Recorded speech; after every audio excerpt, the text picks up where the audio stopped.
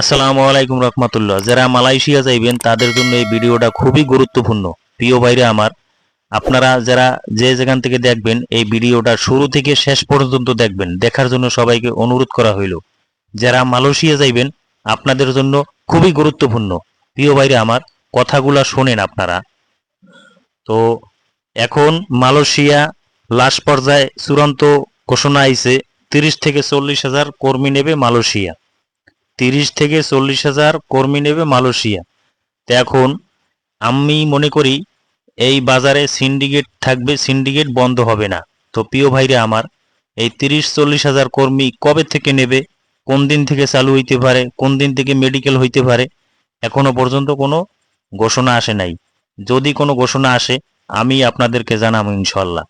তো আপনারা সাবধান হয়ে যান, কারো কাছে কোনো পাসপোর্ট জমা দেবেন না। কেউ যদি বলে আপনাদেরকে মালয়েশিয়া চালু হয়ে গেছে, পাসপোর্ট জমা দেন, অমুক দিন থেকে মেডিকেল চালু হয়ে যাইবে, পাসপোর্ট জমা দেন।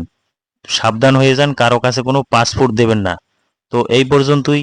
যদি ভিডিওটা ভালো লাগে চ্যানেলটা সাবস্ক্রাইব করে দেবেন, শেয়ার করে দেবেন, সবাইকে দেখার সুযোগ করে দেবেন।